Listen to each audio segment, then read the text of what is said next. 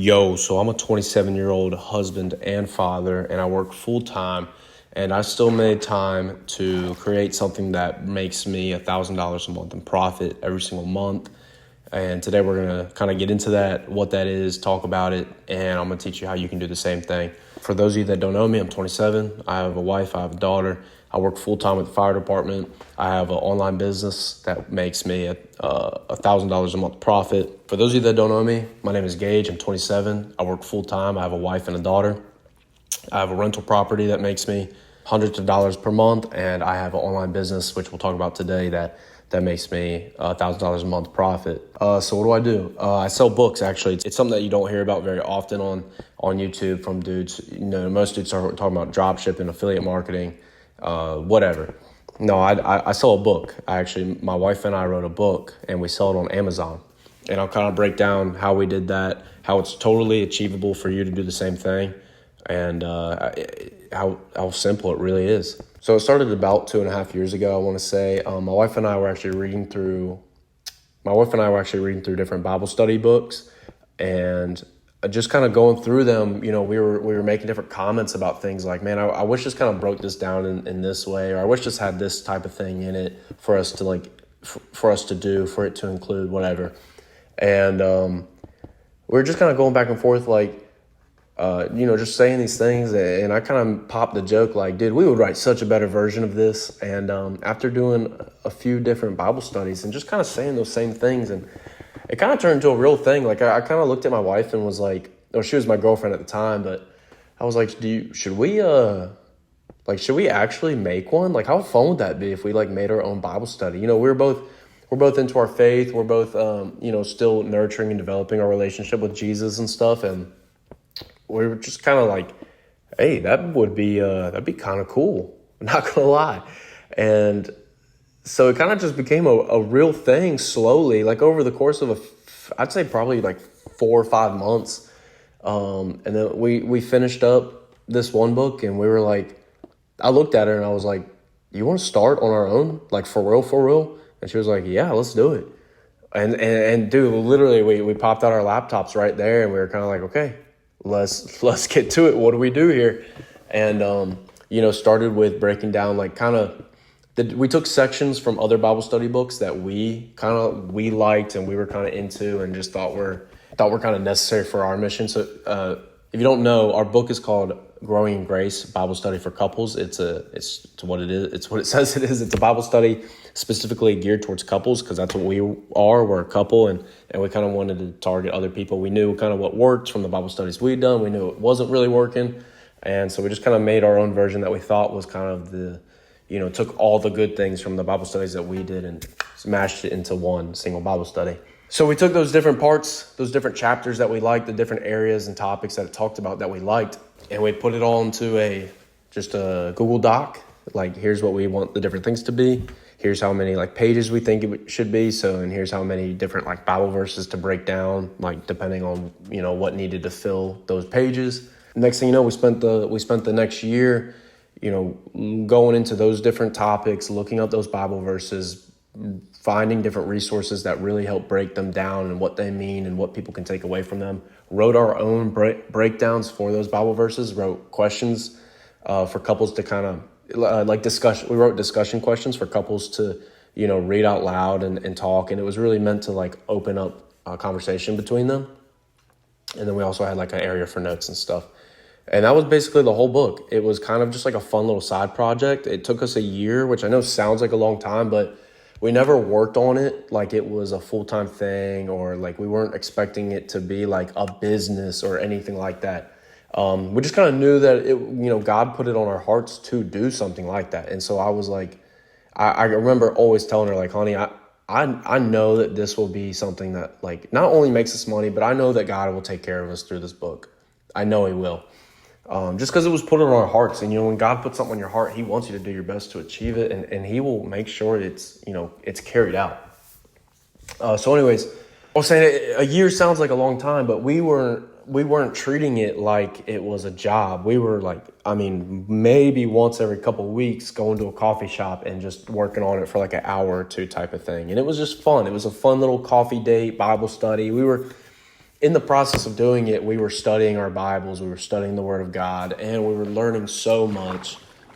It was a really fun time, and it never felt like a chore. It was just like something we were looking forward to going and doing. That being said, fast forward a year, next thing you know, we've completed our book. We surprised our friends and family with it because we hadn't told anybody about it really. So we surprised everyone with it. I remember on Christmas, I literally brought it to our family Christmas and showed it to everybody. And I didn't show them the names on it yet, but I just showed them the book, and they were like, that's cool, I guess. And then I told them, open it up, look at the authors. And it said our names, and they were like, wait, what? And everyone just kind of loved it. It was such a cool moment.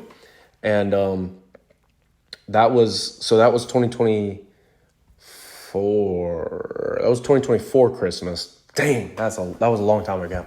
Long story short, we actually started it on our own website that I threw together. It was really, really, really bad. Do not recommend to start out with a website. It was very complicated. It was very bad. I'm not a web developer. And it actually got some sales through the marketing we were doing. But then I also found out about this thing called Amazon KDP. KDP stands for Kindle Direct Publishing. It's basically Amazon's print-on-demand service for books. It's how 90% of books are sold on Amazon. When you go to Amazon, you look up whatever book, most of the time it is sold through KDP, where authors can upload their books. Amazon prints it and ships it, and you get paid out just the profit of the book without really having to do anything after that moment. And when we uploaded our book to Amazon, I'm not even joking, literally day one, the day we uploaded it, we got our first sale, which was wild. And then after the first month, we had hit 100 sales. We had sold 100 copies of our book in 1 month, and we were absolutely mind blown. We were absolutely just bewildered. It was like, I'm reiterating, but it blew our minds. Like, we were just so thankful that we had created this thing, and then just right away it was able to like take off. And you call that luck, you call it whatever. I call it God's grace. God blessed us with that. Let's fast forward to today, where we have our book on Amazon still. It's still crushing sales on Amazon. Thank the Lord. We are running Amazon ads to drive even more traffic to it. We have opened up a new website, which looks 1,000 times better in my opinion. I'm still developing it. I'm still working on different things here and there. It is still definitely a work in progress, but I think it looks so good right now. And then we also have our book in two extra things. So, we talk about Amazon. We talk about our own website. You might have been thinking this whole time, like, okay, what about in stores? What about Barnes & Noble? What about stuff like that? So when Barnes & Noble and Walmart and Target and other big chains like that look for books to sell, they don't actually go out and look for the books themselves. What they do is they partner with other companies that give them good books that they think will sell, right? So 2 of these websites that you can go to, one is called Draft 2 Digital. Now, this website is primarily targeted towards ebooks, but you can upload a physical copy. That's what we have. We have our physical copy. We print physical books through that. And then the other one, which is probably the more popular one, is called Ingram Spark. Ingram Spark works the same way, but it primarily focuses on putting books in physical stores, whereas Draft to Digital focuses on putting books on stores' websites, if that makes sense. We did this year of work, but it wasn't the full year. Remember, it was light work just scattered throughout a year. We did this year of work, and now have our books selling in 4 different places. We have our books selling on Amazon, we have our books selling on our website, we have our books selling in physical stores, and we have our books selling on stores' websites like Walmart.com, Barnes & Noble, everything like that. Now let's move over to you, the viewer, why you should do this. I've told my story. One, coming from someone who's done it all already, it was not that much work. Writing a book may seem daunting. Writing a Bible study, writing whatever may seem daunting. I promise you, it's not that much work. If you have friends that are into something like that, if you have a girlfriend or a boyfriend who's into something like that, it's such a fun time. It's such a good time to just go to a coffee shop with your significant other or with friends or whatever, and do the same thing. It would be a fun hobby for y'all to go do together, and it would be something that eventually would make you money, hopefully, if it's a good book. So I promise you, it's not as much work as you think it is. Google just Google, like, how do I format for a book and how do I write a book? Or ChatGPT, how should I format my book? How should I, break down my chapters? Help me break down my chapters, whatever. Be careful with using AI. Don't use AI to write the book. You can use AI as a resource. You can ask it questions, but don't use it to write the book. You need to write the book yourself. Amazon will pick up on the fact that it is AI, and Amazon will restrict your sales. It needs to be your own word. It needs to come from you. It needs to be your own original piece. Next step, create your cover. Use Canva. You can use free artwork if I think Canva has certain things where it says like this can be used for commercial use. So use anything that is available for commercial use. Create a cover yourself. Pay an artist to create a cover.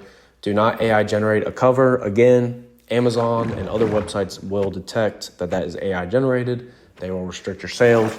Create a cover yourself. Ask someone to create a cover for you. Use Canva to create an easy, eye-catching cover. Don't make it super convoluted. Don't add a bunch of crazy stuff to it. Make it super simple. Make it super clean. And just, give the reader a very clear expectation of what your book is about. Because the first thing that they're going to see is that cover and the title on the cover. They're not going to read your description first. They're not going to preview your book first. They're going to see that first. And if they don't like the way the cover looks, they don't like the way the lettering is, the colors, whatever, they're not going to check out your book. I promise. All right, cool.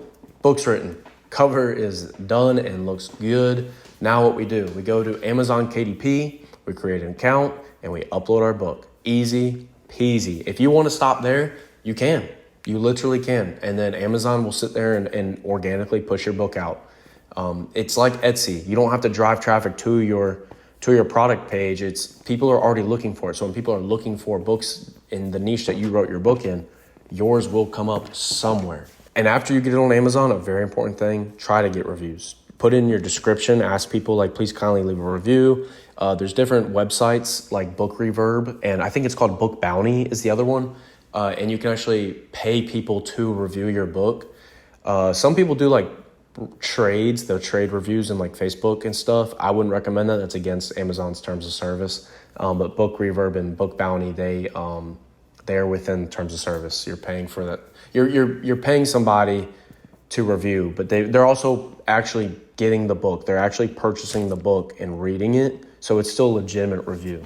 When you trade reviews with somebody, they're not reading your book. They're just writing a review because you promised them a review in return. And that's what breaks Amazon's terms of service. All right, now you got Amazon all set up. You can choose to run ads from there if you want and just Google how to run Amazon ads. It's actually really simple. But you got your Amazon listing set up. You're hopefully getting sales. You got some good 5-star reviews. Like you're chilling. You got this nice little thing that's making you a couple bucks a day or whatever. And what I would personally do after that is go to draft2digital.com and ingramspark.com and upload your books on there as well and be able to sell them in all marketplaces. And if you want to stop there, that's where I would stop. I wouldn't just stop at Amazon. I would definitely put it through Draft2Digital and Ingram Spark. If you don't want to build a website, if you don't want to, run meta ads or post content about the book, you don't have to. Before I did any of that with the website and stuff, and before I ran ads, I was still making like $300 to $400 a month in profit off of this book.